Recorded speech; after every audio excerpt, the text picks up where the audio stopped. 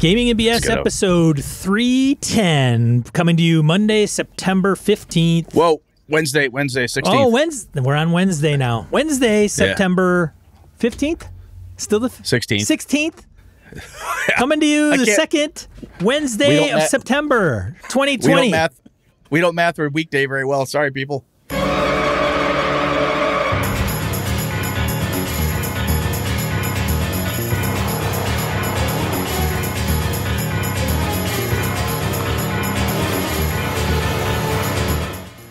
All right, welcome to Gaming and BS Tabletop RPG Podcast. I'm Sean. And I'm Brett. So welcome to the show, folks. Welcome back. Glad everybody's on board. How you doing, Sean? I'm doing fantastic, Brett. How are you? Not bad. We got the audio knocked out early for the show on Twitch, so that's good. We don't have any problems now. This is good. Very Everything good. is fine until somebody in the chat goes, can't hear Brett anymore. Son of a bitch. Can't lost Sean. Oh. We'll be well, one of those is better than the other. Well, you vote. Call in and vote that's now. Right. You decide. You decide. So let's see here. Did you get any gaming in, man? Since we talked? I gamed on Sunday with Hobbs and OSE, and he did a TPK. I think everybody died except one character. That's not a TPK then, dude. So it's not total equals all. Yeah, that's true, I guess. As an MPK, mostly party kills. So we're going to play low fantasy because he thinks that maybe it's the style of play. Hawks lost like 5 characters, so he's kind of like, maybe we need something that's a little more survivability. Oh. So we're going to do low fantasy, and it's I don't know if he's going to join the chat, but it's a setting. I don't know if it's pre-published, but it's kind of a demi-plane setting, but it's done in... Is it the low fantasy one? I don't know. It's not Midlands. Okay, well. It's not Midlands, which is the default for low fantasy. So it's something else. All right. Kind of takes in like an urban, kind of an Avalon-ish feeling. I don't know. All right. I don't know what it is. Hobbs is running. There's a name to it. So to compensate for poor play, he's going to just change the game. I'm kidding. Kinda, I guess. All right. No, hey, what the hell, man? And then Tuesday, which would be last night, Stars Without Number we played, which is how'd that go? Going okay. It's going okay. Going well. Crystal's GM in that. We're flying around the universe and trying to pay off our ship and getting caught up with different things. So yeah, it's fun. Good. I'm not. I think it would be a lie if I said I was fully engaged. She is probably fully aware of that. I am engaged, but not like. I'm not taking spotlight for sure. Shocker. Okay. Yeah, so, I know. You like to sit a little bit in the background. It's all right, though. You, gaming? Yeah, I got, last night was the Streets of Avalon game for my home crew. That went really well. Using the Pathfinder system there. They, it was a big goddamn brawl. They ran into, I pulled out an old critter that I remembered while sorting through an old monster manual, the Morkoth, which is this weird underwater maze Leviathan-y type of thing. Not really Leviathan, but it's had different iterations through D&D. And I dropped the name as part of the one of the groups, one of the peoples there, the Bargemen, kind of as a mythology piece for them. And Alpha, playing a Bargeman, ate that up. He's like, oh, there's a cool backstory. So he's eating up the history there. And the rest of the group's like, do we know what a Morkoth is? You know, kind of metagaming. I don't even know what the hell that is. And I've also introduced some nasty little frog-fish monster things. They have yet to figure out what they are, even though I've used some what I thought were pretty obvious clues. But I'm refusing to explain to them what the creatures are, so because they continue to be terrified of them. They've died easily so far, but they do a lot of damage when they hit them, so they're really afraid. But they dealt with this evil cultist. Turned out to be the head of the Temple of Poseidon. Was also this horrible evil cultist. So it was a big goddamn brawl. It was a big fight. Alpha made a mistake. He had the ability to transform himself into a minor water elemental, and completely forgot he was fighting a guy who is an evil water cultist mage guy. So I just controlled him and had him try to beat the crap out of the rest of the party for a while, which didn't work too well because apparently Alpha is a complete wuss when he's a water elemental. He could not hurt the party at all. But it was a damn good time. Big brawl, lots of fun. people running around through the maze trying to figure out where it was. Then it finally dawned on somebody that, wait a minute, Brett keeps saying that it's shifting and changing. Does that mean it's not the way I left it? Oh, yes, there you go. The maze was changing on him. It was lots of illusions and craziness. So it was fun. They got their asses kicked. They lived, but barely. Yeah, it was good. Almost drowned them a couple times. It was all good. Well, sweet, man. Other than that, not much, brother. That's about it. We're doing Wednesdays because Brett was hunting with the Sun unit. Yes, with my youngest boy. Went to the UP, and then no luck up there. Came back for archery season on Monday. No luck as far as nothing down, but we had a really good time out in the woods. It was fun. Nice. And I also found out last week, I should say after we talked, next Tuesday I got a shot in my neck. Hopefully that'll take care of some of my nerve pain, which will be nice. So I can get off the rest of the drugs and just maybe you'll come out a superhero, Brett. Maybe you'll come out as a Marvel character. I asked for the super soldier serum. She said she'd look into it. You'd make a pretty good old Wolverine. Yeah. I don't know if I really want to regen back to this, but okay. I mean, hey, it's better not regen at all. I'll take it. Might want to have Susan weigh in, see what she has to say, like what, maybe a Momoa kind of look. Well, her usual comment is I'm worth more dead than alive, so I'm not sure unless there's, we'll see. We'll see what happens, but anyway. Let's see here. Oh, announcement-wise, we have Virtual Game Hole Con coming. That's going to come up pretty rapidly here. Let's see. Registration, badges available, all that good stuff. Any other announcement-wise, Sean? Anything big going down? Nothing big going down that I can think of other than D&D Winter Fantasy, I think, is coming up. But that's, I think they're doing a big Rime of the Frost Maiden spiel. So if you're participating, that's coming up in October, or if I'm not mistaken. So we'll put a link in the show notes to this as well. But Sean has been playing with Foundry. Foundry Virtual Tabletop. I may put out a video on how to RPG, on how to use some of the things in Foundry. I'm fairly impressed. Yeah, you were saying it doesn't use layers, feels very intuitive. The macro creation's pretty cool. So I know we've had the mention on the show that this was a tool out there, but Sean's been digging into it more. So we'll put another link out there in case people want to take a look at it. But Sean's pretty impressed. And in the age of more and more virtual gaming, you find a decent platform that works for you. It takes some muscle in the beginning. And then after it's in place for a game master to run a game, it is easy. Pretty easy. It is much, much easier and intuitive, in my opinion, than some of the others. But yeah, Bride of Cyclops Con is coming up too. Thanks, Nolabert. Yeah. Oh, that's right. Yeah. So. Yep. All right, man. Let's random encounter. Man. Random encounter, segment of the show where we field emails, voicemails, comments from social media. We have 2 voicemails this week. First one is from Mr. Chris Shorb. Hey, Brett and Sean, calling in about your most recent episode about sourcing the table. And I think sourcing the table is pretty awesome in certain situations if done in a very specific way. So first of all, never source the table for names. Unless you have some savant at your table who's really good at names, never source the table for names, because people are not ready to come up with a name, and they feel like names have power, because names do have power.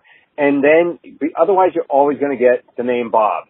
And so just don't source the table for names. It just brings people out of the moment. Second thing is, I like to give the players agency over their own stuff, but not necessarily agency over the world. So, like, for an example is, hey, you come to this new town, Frodo, what is it about the town that makes Frodo think the town is creepy?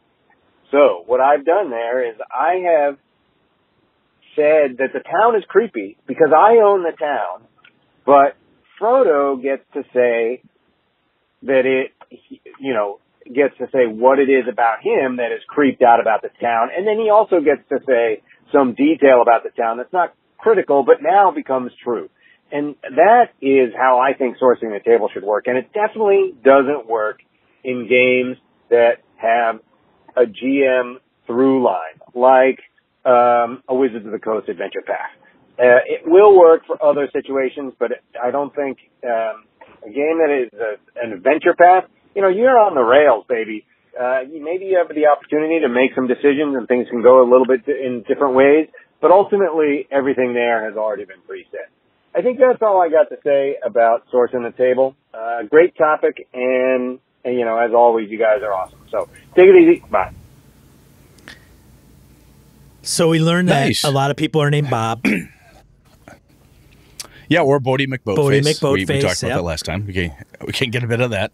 I don't know if I agree. I like the idea of not sourcing names, because I'll tell you what, when you say, hey, give me a name, that from my experience, I think Chris is dead on. That will stonewall people. If you ask the question, why are you creeped out by this town? I love that. It's a leading question, right? I'm already giving you something.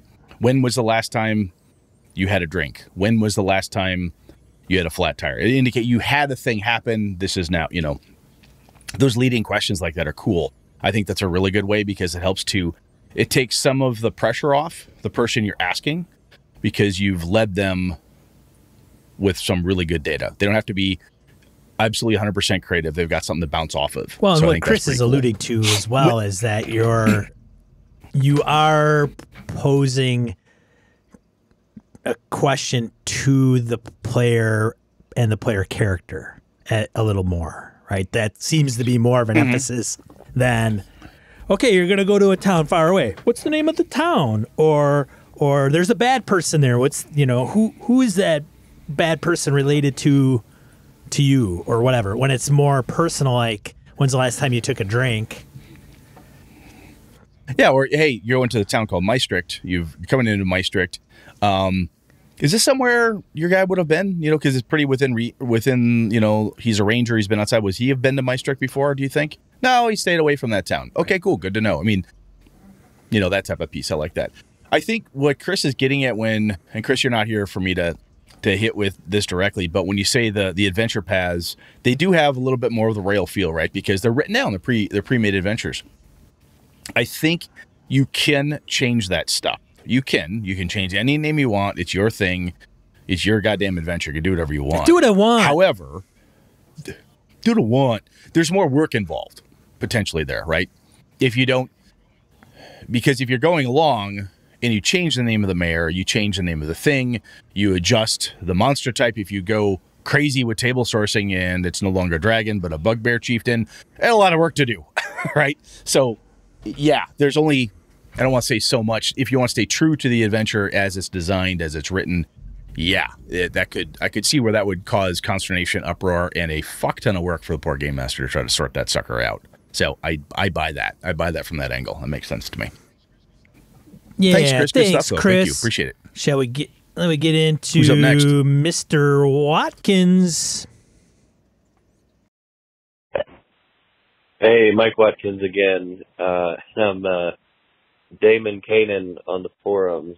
I always feel weird, like, calling myself this made-up name that's not my real name. But, so that's me on the forums. And you're talking about having the players create stuff. And this is a rule inside of Burn Bright, which is only on Roll20. And the adventures for it, what is it called? Burning Daylight.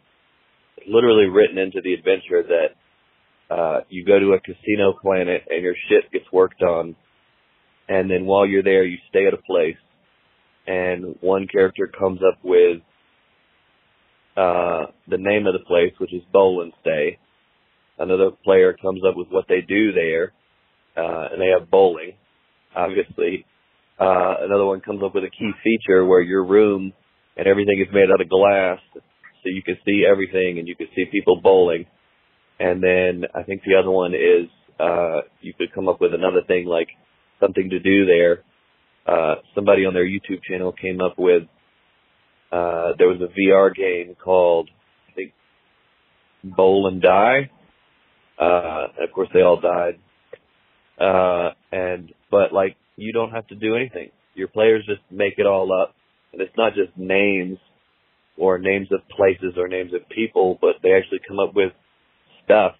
And as a DM who just has dice and a grocery list or some doodle pads that I'm drawing pictures of funny people behind the DM screen, I'm not actually like doing anything important back there. It's all just in my head. That's really cool because I'm already doing that anyway. And then you let the players come up with it, so they're more invested in it. But I can see those certain DMs that have a game where they want to create every little thing and control everything, but it's not for everybody. But don't just let the players make up names of stuff. Let them make up stuff you do there.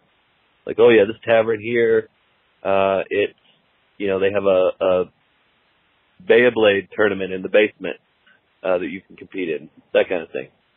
Thanks. I like that. Yeah. I like that, man. I think, Mike, you've got some good points there. I think one of the pieces that you said there, which we try to say often, is it's not for everybody, right? And some folks really love the improv. I'll say improv theater. That's probably too strong, but that absolutely improvisational component of it. And if you get the right group and they're just really singing together and everything's working really well, you've got a great opportunity to have some incredible improv moments like that to happen. And sometimes when it's happening, one of the coolest things the game master can do is step back and not get in the way, but just kind of tap it and help it along. And that's a different type of skill. It almost reminds me of running a large troubleshooting meeting for an IT team. There's a skill involved with letting really smart people be really, really smart, figure things out, go down the rat holes they need to, come back and do things, and kind of where you tap it, to keep people on target. That same type of thing, from what I've been told by my friends who have either acted professionally or acted a lot just for funsies, went to college for it type of thing. There's a really good director, a really good person in that, kind of that game master role. You're just kind of on the outside, I'm saying tapping it, like you're just waiting, and then you're giving somebody just a little bit more momentum, just a little bit more to work with. Again, that's a skill not everybody has, not everybody even wants to develop. And some tables are flat uncomfortable with it. But what Mike's talking about, I could definitely see that being a good time with the right group. I could have a blast doing that. That's really good stuff. So thank you, Mike. Yeah, Those thanks, good Mike, too. as always. All right. Good stuff. All right. Starting out with read. Edwin Nagy from Maine. Howdy, BNS. Talking about descriptions on demand a couple episodes ago. Good episodes. Some thoughts on them from Maine. Men. Descriptions. Lots of ideas and discussions about GMing bring up for me the teacher training I've undergone and what works in the classroom. In this case, the parallels are obvious. Teachers ask students questions to keep them engaged, and sometimes because they don't know the answers. Some students don't like being asked questions for a variety of reasons. Some of the ways we reduce the threat level of the questions we ask you covered. One big one that we do is think, pair, share. Here's a question. Think about it for a moment. Maybe write something down and then share it with your buddy. One of the important parts of this is giving people time before they have the answer. So maybe you walk into the bar. I'm going to describe the bar, and when I'm done, maybe some of you can give me the name of the bartender and that kind of local drinks are on. What kind of local drinks are on the menu? You describe the bar. I'm going to grab a slice. Give me a minute. Okay, anyone have a bartender name? This is too much to do often, but I think could be done effectively when to increase engagement. If this is going to be an important bar, it's worth getting their buy-in through their investment in time. Sean brought up a point that I felt like didn't quite get across that I think is worth considering. What? I didn't get a point across. All right. Hey, just shut up, John. We got something to talk about here. I think Sean was trying to make a parallel to when sometimes you ask for a role and sometimes you don't. It leads players to focus on the times you do. Similarly, if sometimes you have a name and sometimes you source it from the table, it may actually have the reverse effect hoped for. Players may disengage from the NPCs with table source names or descriptions because they are obviously less important. I think an answer to this is for the GM to immediately and repeatedly over time bring this information back. This rewards the player that came up with it and makes the info important. That's a very good call out. I'll just jump in, Edwin. Thank you for calling it out. Yes, I do think Sean was trying to get that across. If I was too damn thick at the time to get it or didn't help him. But yeah, that's smart. That's very smart. Yeah, for sure. I totally get the parallel, Sean, where if you only call for rolls when it's the potential for death, it's the and if you always ask for names and they don't ever frickin' matter, what's the point, right? Easy wins. Totally get it. Keep going. I kept thinking as you were describing various ways. Okay, easy wins, different episode.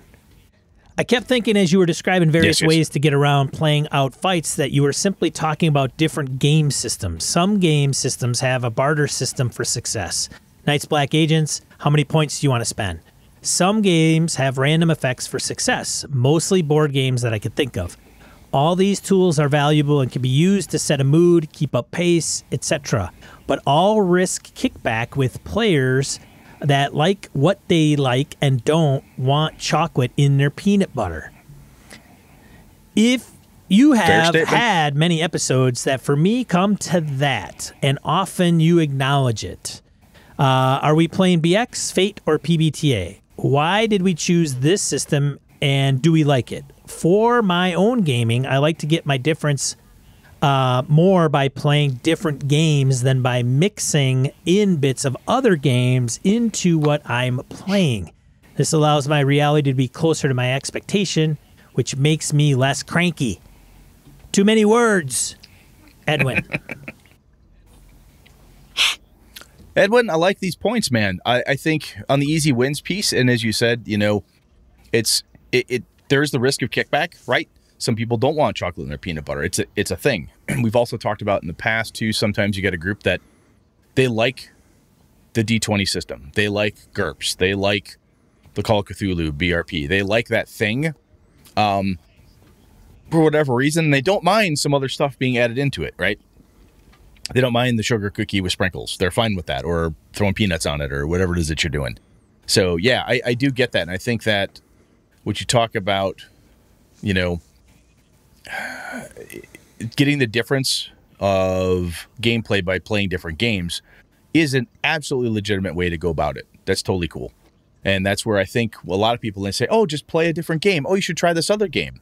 I think what people are doing generally are not trying to tell anyone, if I put the best spin on it, that, hey, Brett, your game sucks. PBTA is so much better. What they're saying is the type of thing you're describing, this game actually enforces, hey, you should try that and see if it actually does what you want it to do, type of thing. So I appreciate that.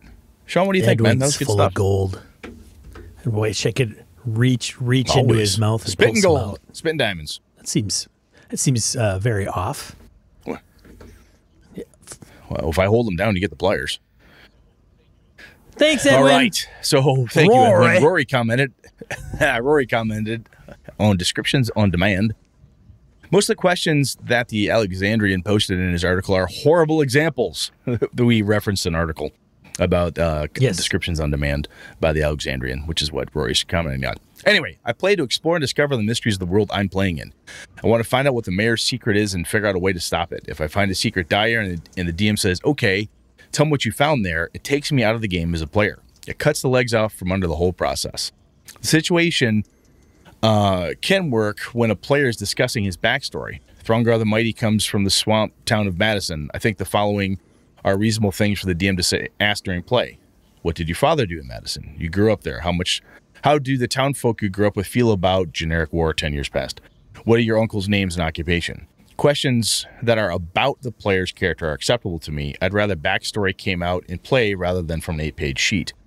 Why did you chase down that goblin to stomp his body into a pulp? Goblins burned my neighbor farm as a kid and killed my dog. I'd rather get that made up on the spot. It's personal to the character. Also, Brett, asking the players who grew up in the neighborhood to describe the perceived relationship an NPC has to other players is cool, but actually define the NPC and co-create the world? No. We're not co-writing a book, nor are the players DMing. We're playing an RPG. My contribution is what my character does and says, same with the other players. Frankly, Brett, if I were at your table, I'd rather you ask me for 10 NPC names, jobs via email before the game, if that's something you know you're bad at. Having it come up during game would take me out of the game, as surely as a discussion about who has seen the last episode of The Witcher or whatever sports ball team played last night. My 2 cents. Sorry for late reply. Rory, sorry. Rory, no worries in a late reply, man. I think this is a great comment here because this is stressing one of the things I hoped that Sean and I try to get across is that it's not for everybody. And honestly, I think the Alexandrian, his comment of it's bad type of thing, or it's a terrible idea, just not, it's obviously not true. Some people dig this stuff, as we've heard from other people who've written in, and we talked about. Some people, this is fucking gold, man. This is spitting diamonds. They love this shit. It's not your thing, and that's totally legit. And I think it's one of those pieces when we talk about how you like to game, what you enjoy, the more refined your taste gets, or the more refined your ability to provide examples of what you like and don't like. This is a thing, I think, that it's worth bringing up to the players and game masters. Like, hey, I don't like doing that. You know, somebody else might say, oh, I don't mind it. And you might say, you know what, that's cool. As long as Sean does, just don't ask me because it's not my bag type of thing. So, no, I like the comment, Rory. This is good stuff. Sean, any comments on this? Thanks, Rory. No, you good? All Cool. right. Roger Thanks, Braslett gets back to us on descriptions on demand. Speaking of late replies, you guys covered the subject perfectly. I don't know about that. And you know me well enough to speak for me anytime. It was, Hal. Here's the thing. When I'm sitting down at your table, especially for the first time, I don't know your world. I don't know your tropes. I don't know your rails. Is my idea totally off track with your world? A blank slate is intimidating, and who even knows where to start? On the other hand, when I'm thrust in this situation as a GM, I know my world. I know my local personalities. I know how to keep things in my comfort zone. I can go on with too much detail on demand. Thanks for this episode. Roger, no worries, man. I love the simple statement, keep things in my comfort zone. I think there are times when we could say, oh, get out of your comfort zone, man. Try. And that's fine. We can try stuff. And it's also totally fine to try a thing in gaming and say, I don't like that. You know, it's totally legit. I tried to play Dungeon World, and it's not my bag. I didn't have a lot of fun doing it. I mean, well, excuse me. I had fun with the players. The game system, meh. I played Fate Accelerated, meh. Wasn't that thrilled with it. Now, granted, I only played like Fate Accelerated once, you know, and Tom Flanagan from Knights of the Night, and he ran it, and he said, well, you didn't seem like you had a lot of fun. I said, no, dude, the system bothered me because it felt like I was clunky with it. Like I just didn't know what I was doing. I said, really out of my comfort zone. I'd like to try it again to see if it takes, right? Because sometimes you try to ride a bike, you fall over. I'll never learn how to do this. That's not true. I could figure it out. But yeah, sometimes you might try something. I just don't like that. I played 13th Age, had no fun with it. No desire to try it again. Totally fine. It doesn't make you a bad gamer to say, I don't want to do that. Yeah, Sean thinks it does. Man, gaming need to ditch the uptightness in gaming. That's all I'll tell you what, though, Sean. Oh, totally. The other piece that I really like that Roger mentioned is when he sits down at the table, especially for the first time, he doesn't know the world, doesn't know the tropes, and so forth. That's true. I think even in an IP situation, Roger's a Warhammer First Edition fan. So am I. So if we were to sit down and say, hey, we're going to play in Bretonia, and it's going to be in this place, blah, blah, blah, Roger might say, oh, wow, I know this stuff. Great. I start rolling into it, and he's like, oh, you changed that. This is different. Oh, your beastmen do this. The orcs are like that. Oh, it's within the realm of the IP, but you've tweaked it. You've turned it into something else. And Roger may well do the same to me were he to run a game for me. So I definitely see that piece. And it can be, I can also see, and probably this leads into a bit of our topic here, it sometimes takes a while for a group to figure out the tropes, the rails, the world enough so that they can feel very comfortable throwing something out there and not doing the accidental Bodie McBoatface fighter, McFighterton.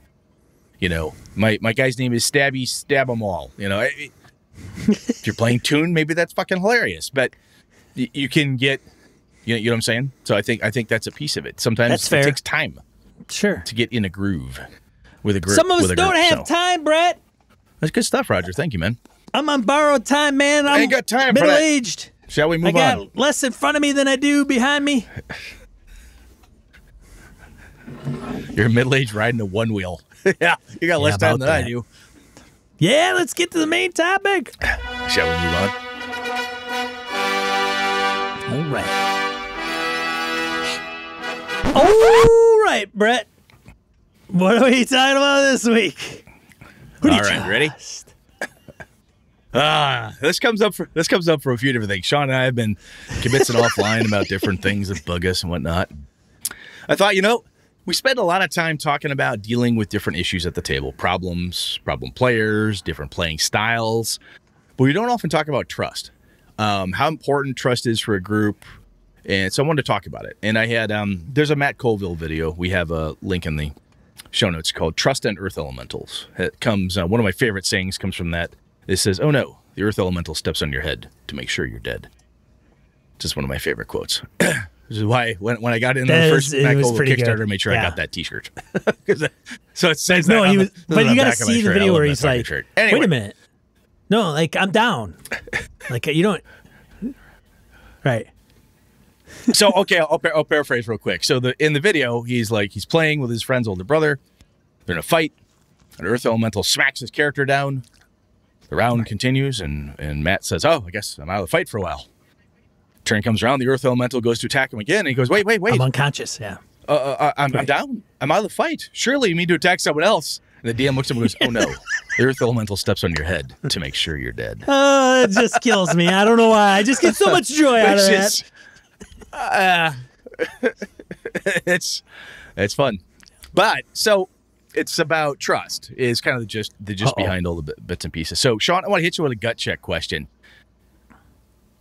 Do you trust the group you're playing with right now? Do you trust them? If I were to say, do you trust them? I do. Long pauses before being asked trust questions are usually where's Nola Burt's in the psych, chat, where's man. our psych major? Give me an. He'll be like, based on Sean's reaction. I think this is a sign of avoidance or something. Based on Sean's reaction, Sean does not trust anybody. I think it's a little kooky. Well, you could trust your entire group, sure, but I think there's always one that you're kind of like, I would have to, and that's right now. It depends on what group you talk about. It depends. What group you're at? Jeff's group, the Jeff group. All right, so I trust most of them, and the only reason I say most of them is because we do have a new person that's in the group that I've gamed with for a hot 4 hours one day. So their interaction with myself and him have been relatively limited. So can I trust them? I don't think I. And that's another thing too. I know. I feel I have to justify myself. Just a quick question, just a little gut check. That's all.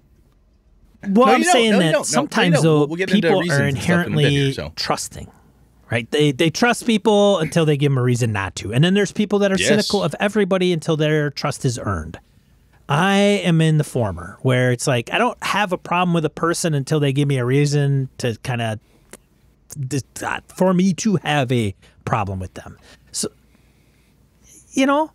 right. That's usually my management style, actually. I do that with my teams. Until you dick it all up, right? I trust you to be professional until you prove to me you can't. Yeah. So how about the other group? Doctor group? Is that the other one you play with? Trust those cats? Yeah. I don't think there's a lot of...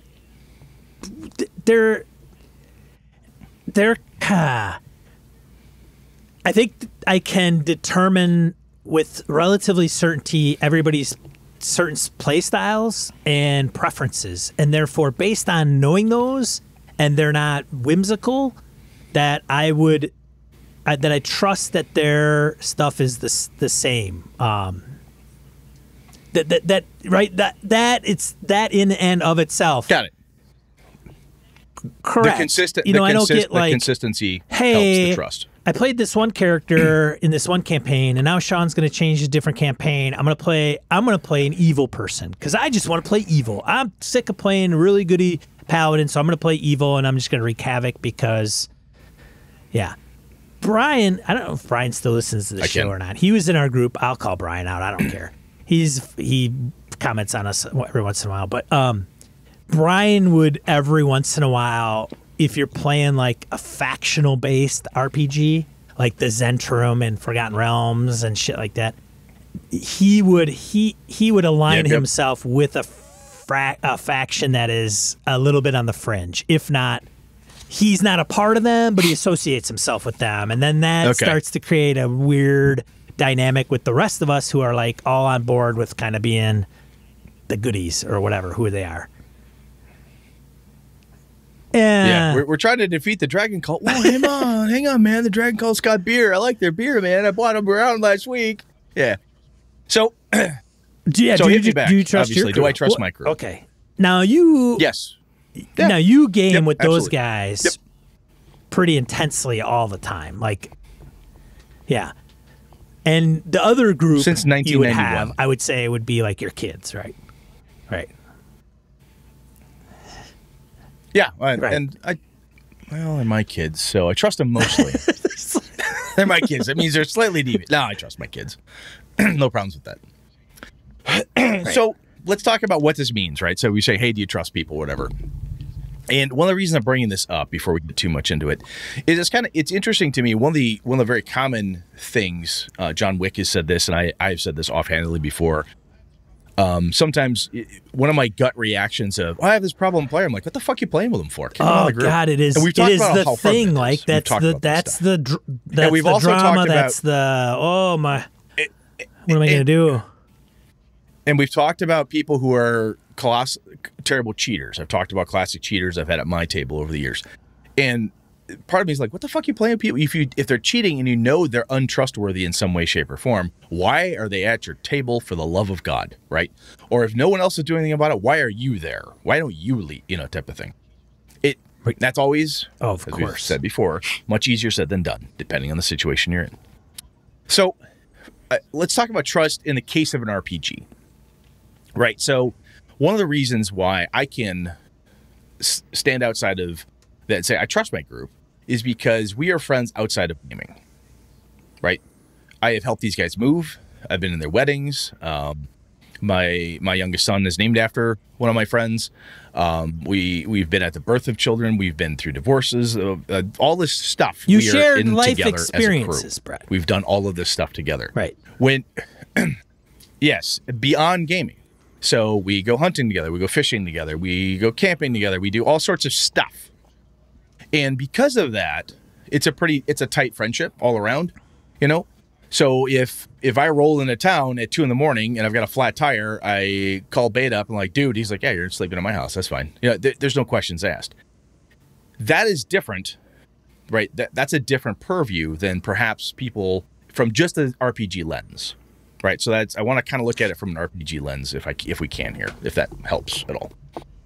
Because I think if you had Jeff, 3 years, you've known Jeff for how long?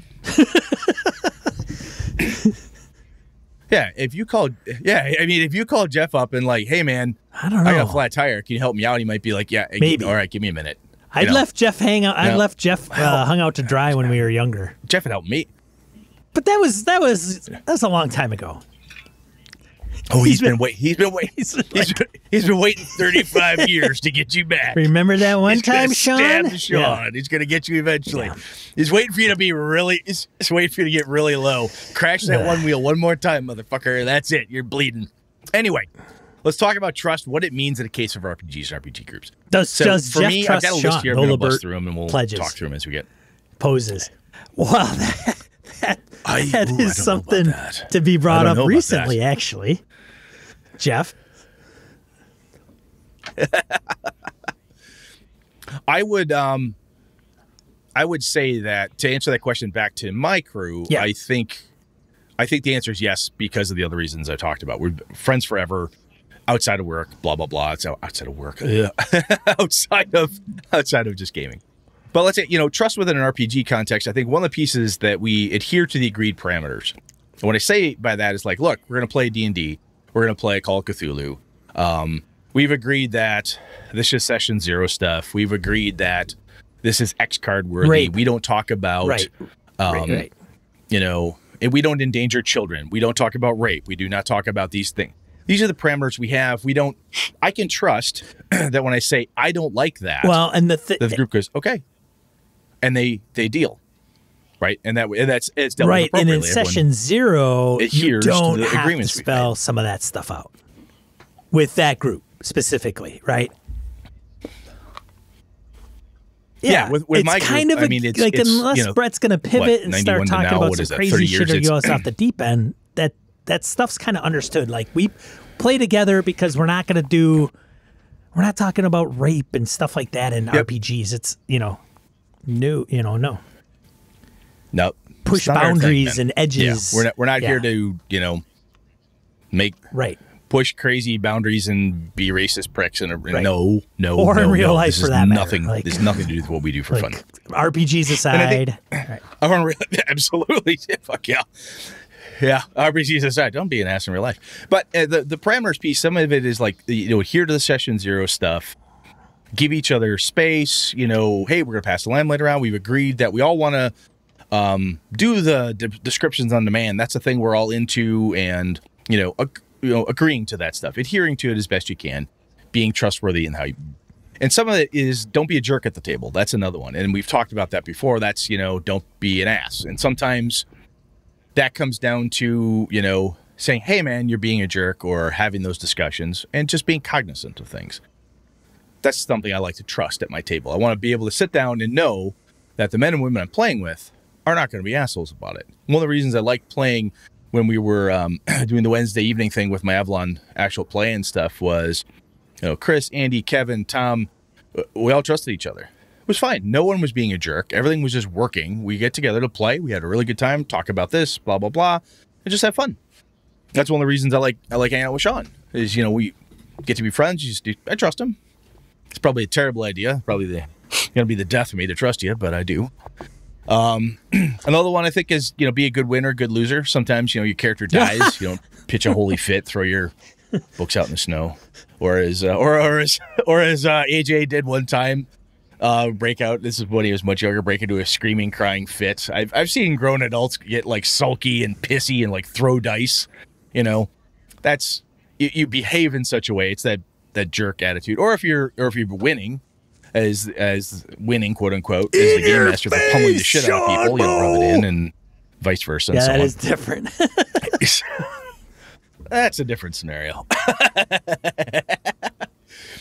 I think you need to believe and be convinced that there's no adversarial activity on either side of the screen, right? No one, and this is a key for me. When I do something to the group, right?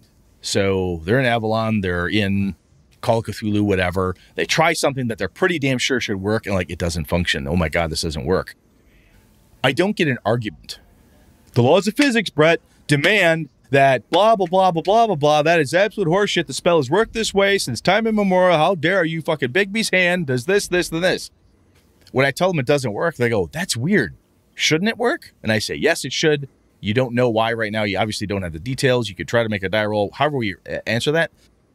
But there is trust that I am not actively fucking them over for the sake of fucking them over. I'm not doing something for no reason. There's no capriciousness. I'm not acting adversarially, as we tried to talk about a number of episodes back about being adversarial. I also trust that when my players show up, when we've set the parameters, we've talked about stuff, they're making characters that fit, that work within the system, however it is that we have. No one is cheating. We're all going to fuck up on a die roll. I can't do math. If you've ever played with me long enough, we all know Brett sucks at math. So you know what to expect when Brett makes his RPG, ladies and gentlemen. I'm not good at this. Again, exactly. It's terrible. I'm going to have Alpha check it out for me because he's good at math. It's a coin flip. Even then, I'm not that good at it. But anyway, so we all make mistakes, and that's fine, but I'm not worried that I have a colossal cheat at my group who's always undermining, always looking to get something. I don't worry about that stuff. So, Sean, is there anything else when you think about an RPG table that you trust or that you would like to trust? Any other descriptors or things that you think about when you say, hey, I could trust this group because... Yeah. Stunned silence. You're still stuck on trusting players. I know it's hard for you. I think it's a matter of it's a weird dynamic more so nowadays, and I don't know why, and I think I've brought this up before with you, Brett, where it's somewhere along the lines, even with older games or starting out earlier in gaming, where rulings over rules and things of that nature, and there was very little for the players to lean on, right? They didn't have a lot of skills. You wanted to do something, you tried it. If you described it and it made sense, that the GM would say, okay, sounds good. You find it. Or, yeah, you realize there's a gel, whatever, goop jelly at the top of the store that's going to drop on your head.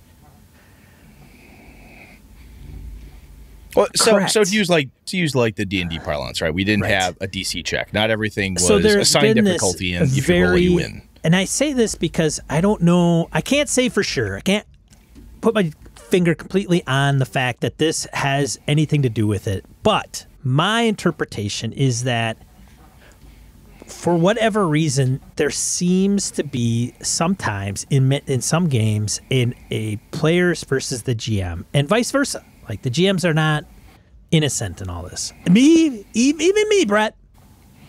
I know. I don't buy it, Sean. I don't buy you. Man, I don't buy you. And other people maybe, but you know, for example, Sean Kelly, the game group, Jeff's game group. I was talking about something. I'm like, oh, hey, Foundry. I imported all the stuff for Curse of Strahd from D&D Beyond, including maps, treasures, items, monsters. Like, and I was like, and monsters, right?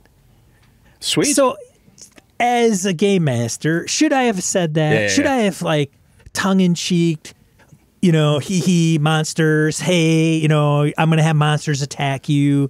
It is fun. I enjoy it. I would have. Yeah, it's fun. No. Nobody took umbrage, and I think they kind of laugh, and they take umbrage? Blow it off. But at the same time, there is that, hey, I'm going to throw monsters at you, where if I was truly somewhat impartial or neutral, I'd be like, hey, I'm then you're very stoic and very like, hey, I got the maps, I got the monsters, I got the tokens, everything's going to be cool. All right. So is everybody cool? And then as you describe rooms or you describe the baddie and you act through the baddie, it's a very GM centric place. Whereas Jeff and I razz each other all the time. Sean Bo, right? And I'm going to go, hey, Jeff, make up 5 characters. Just for the hell of it, just in case, right? Some of those things may be taken in jest, but at the same time, could it be?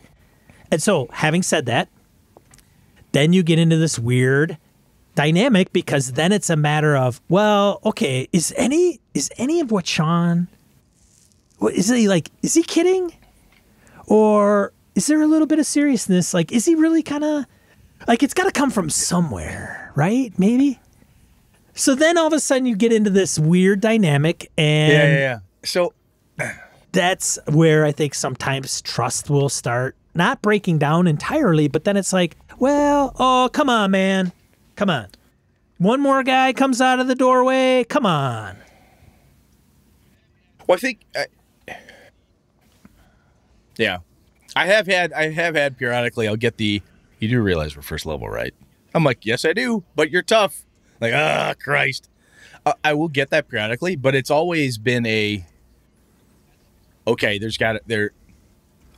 how do I do this? So that's always fun to do. Razz each other back and forth. Really, we're only first level, Brett, you Duke. You dumbass douchebag. What are you fucking doing to me?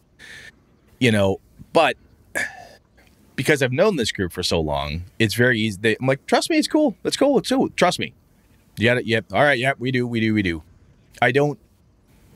I've hit a point with my home game group that I can say stuff.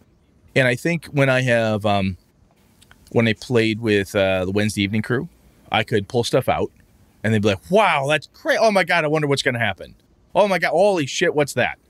I played with you, Wayne, and Papa Swick, and last time Joe was in town. And I threw crazy shit and we had fun and we did different things. And we all trusted each other. No one assumed if I cackled with glee as the bad guy whacked the crap out of Sean's guy, like, ha, ha, ha. Everyone who was in the moment, it was nothing personal. some of that is the four of us have known each other for a number of years now, talk offline, we hang out, we've done other things. But I think sometimes when you only gaming with certain people, right, the rapport you have with them is always seen through the RPG lens, right? So depending how your personality is, what kind of sense of humor you have, and so forth, if you don't have a lot of experience getting to know people and figuring some of that out, it can be difficult. And you could inadvertently say, I got a big monster for you. And some people are like, oh, fuck, great. Spent all this time in this backstory, fucking useless because Sean's just going to kill us anyway. Brett's going to just fucking murder me. I don't think it is the ongoing theme. Yeah. I don't think it's, and I think it's taken differently depending on who the individual is.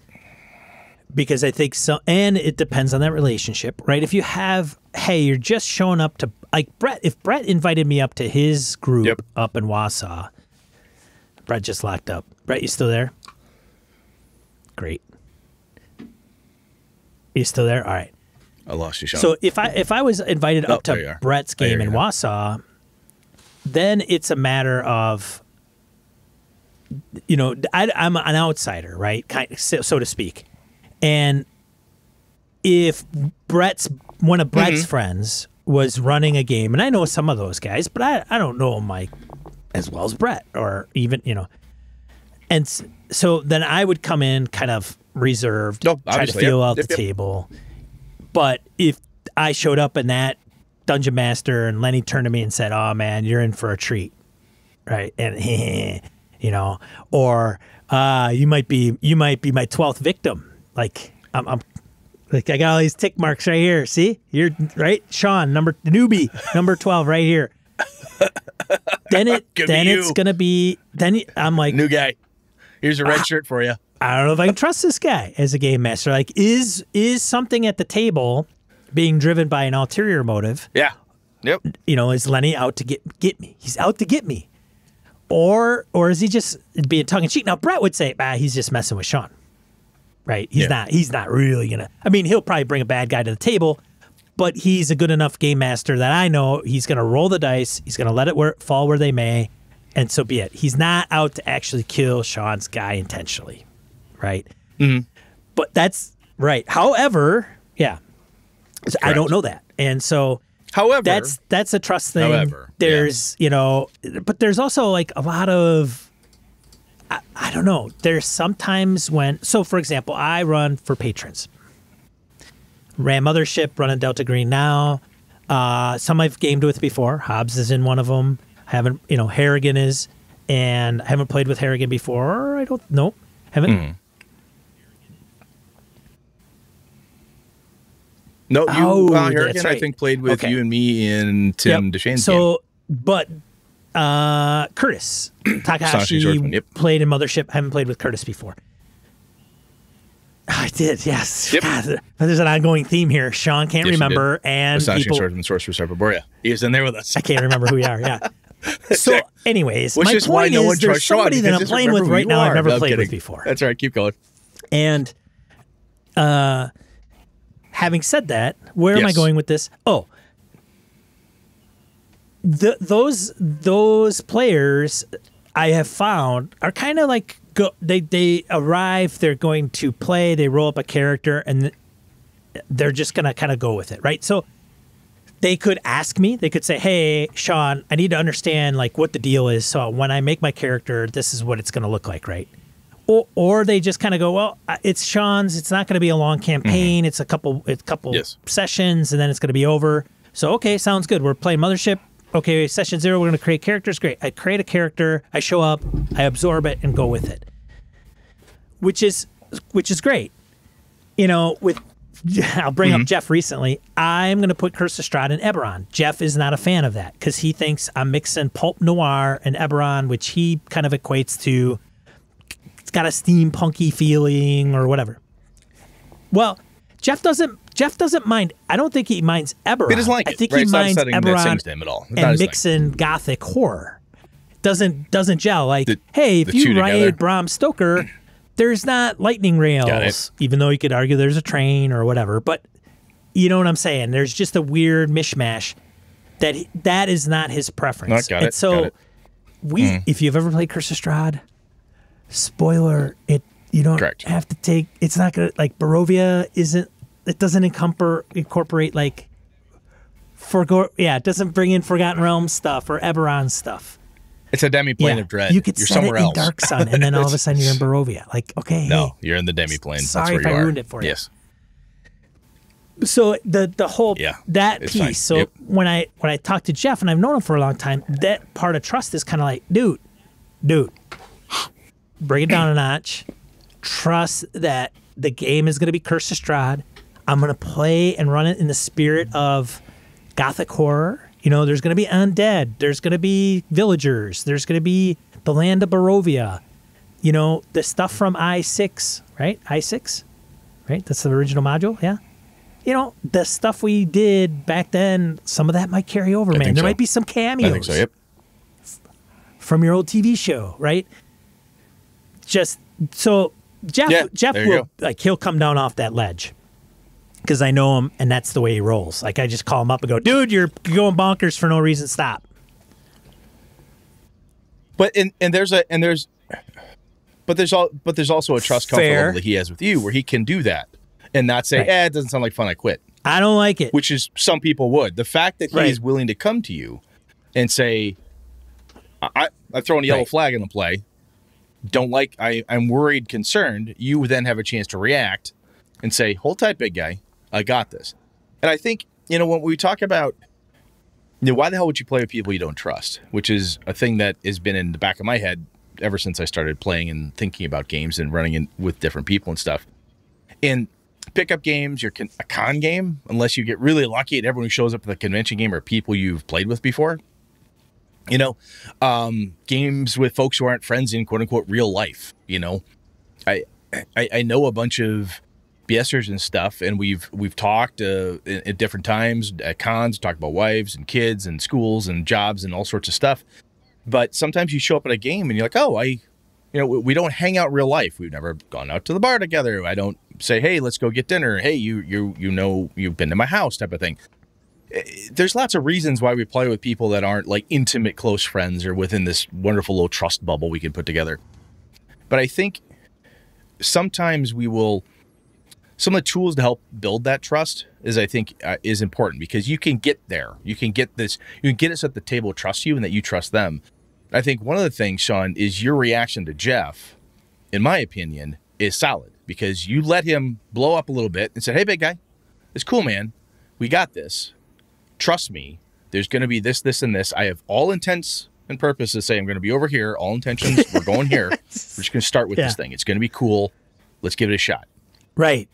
Which is great. Well, I do that too. But I know Jeff will never take me seriously. You don't like it, leave. What? You don't like seriously? it, leave. Like, yeah, right. Jeff, go screw yourself. Well, it's Jeff. I mean, hey, man, I was just kidding. I'm willing to play. It's cool. You know. All right, then. Yeah, exactly. You go to hell. I have had my crew look at me and go, and that's okay. I just right. I just want to play Call of Cthulhu right now. I'm like, hey, look, I got an idea. Let's see this out. Right. Or if you don't want to play, that's fine too. We're still friends. If you want to set this one out, that's totally cool, dude. It's probably going to run for 3-4 months, and then we'll be back. Cool? I'll try it, whatever. You did something for me, I'll try it for you. Do. I think that good gamesmanship, that big good winner, good loser piece, if you come to the table with the ability.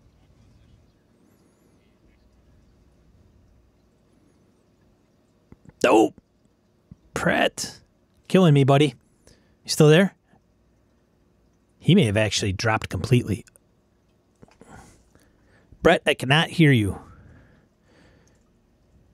Oh, Brett, buddy. Hopefully he'll be able to reconnect. He's right in the middle of a thought that kills me. So my download speed is pretty good.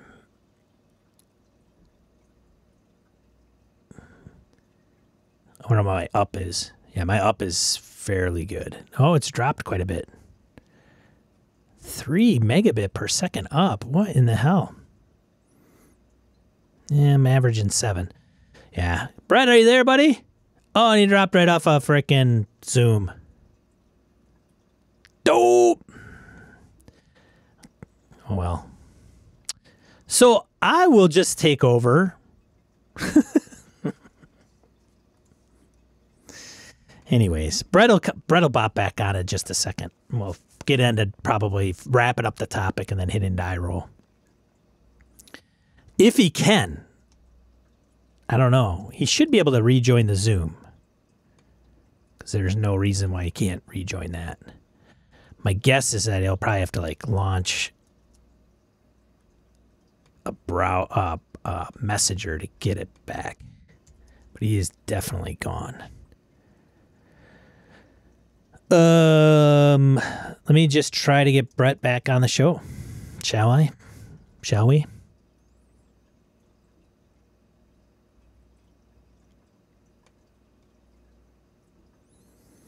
And this will all be, this is the beauty of how I do things is that Brett, there he is, that I can hear you, man.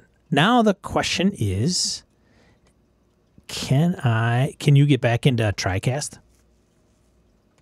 you want me to resend you the link? Oh, Brett, can you hear me now? Yes, I can. Can you? This is TriCast. Let me know if TriCast shit out. Did it? Yep. Oh, completely? It just bombed? Yeah, my internet died. Okay. So I'm.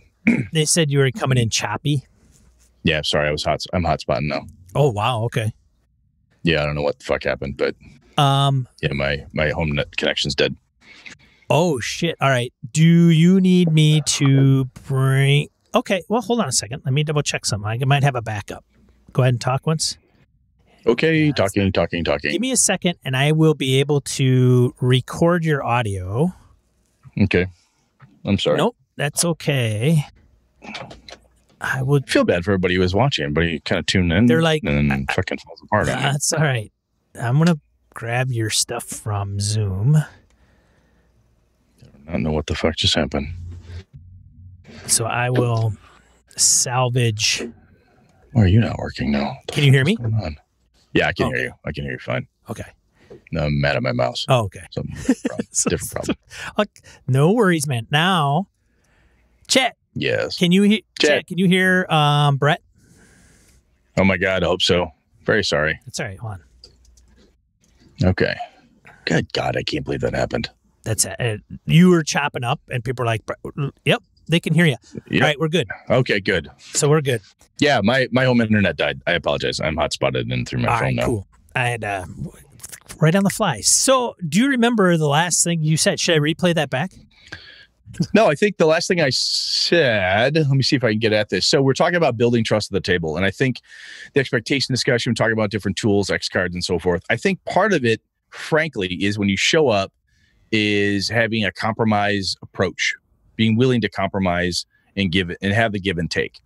Because when you show up at the table, and the cool things I liked about, I've only had the opportunity to run one game for patrons, and I ran a nice Avalon game. Nilibert was in there, a bunch of other folks were having a really good time. And there were some thoughts and ideas. I'm like, I don't know. You know what? Let's go with it. Let's try this. And I work things a little bit different. I tweak things around, and everyone was willing to compromise with me. So we had a hell of a good time. I had a lot of fun with that. I found that every convention game I'm at, that I have a really good convention time, the table also wants to compromise. We'll be doing something. And I remember distinctly, I think Eileen and Jen were at the table, and I was running Avalon game, and we were going, and they had a really good idea, and somebody else, another BSer was there and like spouted out something really cool. And Eileen's like, oh, I don't know. And he's like, hang on a second. Your idea is really good. I am sorry. And he just kind of went, nope, your idea is better than mine. I'm just being loud. And it was like I think I know who that was. It could have been either way, both ideas from what I'm like, okay, but it was one of the places where he's like, you know what? I've had a lot. Let's pass this over here because Eileen's got a really good idea here. Let's go with that. What I don't need to jump in and have a whose idea is better discussion. Let's just compromise and let it go. So that approach I think is huge. And if you approach a gaming table with kind of a compromise attitude, perhaps, and not like you're giving up on everything. There's certain things that are going to be like flat nose. Like, look, I don't want to deal with racism, rape, dead babies. You have your shit. You're just not going to deal with. 100%. Do not give ground on those things. Don't do that. But when someone says, hey, I want to make, a Warforged ninja, and but he's been dropped in the Forgotten Realms. He also spent some time in Dragonlance. You're like, okay, hold on. What exactly are you trying to do? Why are you trying to do it? Work with them, compromise, and get people. And that person should then say, well, I like this idea of being a crazy outlander, kind of like this type of blah, blah, blah. We can do that, but let's do it this way. Oh, cool. I'm in. That approach, I think, leads to better friendship at the table, and I think leads to having more trust. And the more trust you have, knowing that there's a compromise, and when the game master then comes up with this really crazy ass, really, Brett, we're only first level. Really? There's 10 of them. You've built trust because you've already compromised. We helped you build your characters together. We helped do all this stuff. We're in this together. This isn't us against them. And I think by approaching it as a very much group activity, we're all here in charge of making sure all of us have a good time instead of just looking out for yourself type of thing. I think that really elevates the trust level at the game. Right? And sometimes it's as simple as as the game master, you say, look, I run a deadly game. I'm just going to tell you right now, life is cheap. And what I mean by that is 0 hit points, you're dead. There's no -10. There's no con roll. There's no death save. No death saves. 0 is dead. Joe Manganiello, man, better call him up. Change his line. Change his fashion line to something else than death saves. Yeah. But somebody might be like, well, that's really not 5e. That's kind of, but that's just how I like to do it. Well, can we, and then again, come up with something that everybody can live with, especially if you want to play with these folks, right? And I think that's the other piece is if you sit down to have to play, you should approach it like, I want to be here. I want to be here. How do we make sure that we all have a good time together? And I know that might sound kind of corny or overly simplistic, but I have found the people that have not done well at tables I've been at, either as a player or a game master, are people who don't want to compromise. Look, I want to make a Warforged ninja who's from the moon, and that's just what I want. Anything else is stupid. Like, dude, really? This is what you got to do? Does this make sense, Sean? I'm not trying to overly kind of kitschify this thing, but I think it matters. And I love the example, honestly, that you gave about Jeff. He gets to go, Jesus. You go, hold on. Yeah, don't get me wrong. You can I don't think it's wrong to voice your opinion or your preference. That is not what I'm getting at. Jeff got something to stand on, for sure. The only thing is he's standing. It's so cool that he did it, though. Instead of just harboring this deep-seated, this is fucking dumb. Yeah, he's going to show up with a chip on his shoulder every time we roll dice. Just angry about it right out of the gate. Yeah. So, which is great that he brought it forward. The thing is he's standing on the wrong rock. Like, dude, you're getting upset about the wrong thing. Like that. It's not a factor in this particular instance. Like it's founded, but it's really not. Like, you're not going to be in Eberron for more than a freaking hot 10 minutes. Trust me. I'm going to zap you out of Eberron pretty goddamn quick. But the fact is you got to say that to him, right? Sure, you explained it. Like, oh, cool. And he didn't show all the cards in your hand. You didn't wreck the campaign by laying that on him. You're like, hey, man, don't worry. Here's how this works. Oh, cool. He stewed on it for a while. I know that. Fair enough. But the fact that you've got players, if they complain, like, I don't know if I like, or I'm having a hard time accepting, or, this description on demand thing just really irks me because I don't mind if other people at the table like it, but I don't. Right. If you come up with a compromise approach and attitude, the game master and your fellow players would be like, oh, this person's coming in this vein. We want to, do this. I'm not talking about the X card worthy stuff. Right. When somebody's like, well, I just like talking about rape. Fuck, dude, we had this discussion, right? We don't, again, there are certain things that are just, if they're flat out, they're flat out. You have a moral stance. That's not even what we're talking about here. I'm just talking about preferences and things, well, I always fiddle with my dice. Well, dude, the thing is, you're always fiddling with your dice. And then whenever it's convenient, you always call, 20, right? Just don't do that. We don't want that at the table. Somebody might think you're cheating. Those are different conversations. Those can be hard. We all know, and probably everybody's been tempted at some point to fudge a die roll, to cheat because it'd be cooler. Sean. What? Would never happen at my table, Brett. I don't know what you guys do up north, but never know. Well, it's I cold trust up there. We get my players all right. to be on the level in that regard all the time. All right. All the time. But I think not every trust conversation is like trust fall. It doesn't have to be this huge piece. We want to at least get to it. Maybe that's what you got to do. Trust falls at every game session. That's it. Come here. Trust. I'll catch you. I swear to God. Everybody, soft start at 10 o'clock. Trust falls. Kicking the campaign off at 11. Come on now. Yeah. I'm not a small man. That's not necessarily good to do to certain people. Brett's gonna go first, so we need everybody to show up on time so we can catch Brett. Catch the big Polak before he hits his head on the ground. Where's I going? So I think it's not like because quite frankly, honestly, if you're playing with people that you don't trust or acting untrustworthy, I think that is probably, and maybe I'm oversimplifying here, but I often get to when a problem player, a style issue, whatever, I hear, and sometimes I when I'm listening through, I'm hearing a note of, I don't trust him, her, this person, they don't. I don't believe they have this. There's a trust factor in a lot of the problems. And sometimes the trust is, I don't think that if I explain this to them, that they would even listen to me. They don't trust that person would even take criticism, that I could even bring up a problem, right? So again, I go back to the Jeff example. The fact that if he stewed on it for a while and he said, you know what? He trusts Sean enough, he's going to bring it up. That's cool. That's pretty cool. Because there are plenty of players who will stew on shit. A lot of people, people in general. That's what I do. Again, we're just I do that. I stewed about Jeff being pissed off. Why is he all pissed off about Eberron? Fuck up, Jeff. Jeez. Christ's sake, man. Anyway, does any of this make any sense, Sean? Does this? It does. It's a big deal, but it's all about this weird chemistry thing, I was. It is. I mean, yeah. If you don't, at the end of the day, if you really, I think what I'd like to say, maybe this is stronger sounding, or maybe it's not strong enough, is if you've got people you don't trust, you shouldn't play with them, quite frankly.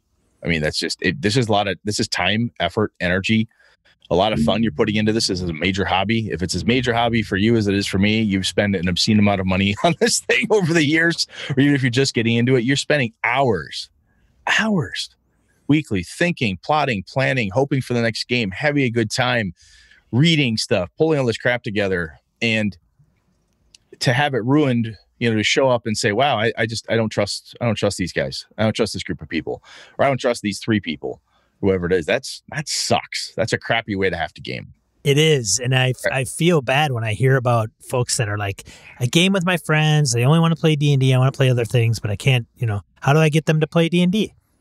I don't know if you can, but I can't play with anybody else. Why not? Well, maybe there's a physical reason, I don't have internet. I don't play online, whatever. Yep. But it sucks to hear when people are kind of backed into a corner. Like, I've been so fortunate in gaming with so many good people. Now, not all of them they're all good people, but some just don't play in the same style. And so, Jeff's character got blown up by a stun grenade because we have a drop in one of our Star Wars games back in the Living Force days, and he just will not live that down forever. And some of the people that were at the table will never, ever live it down.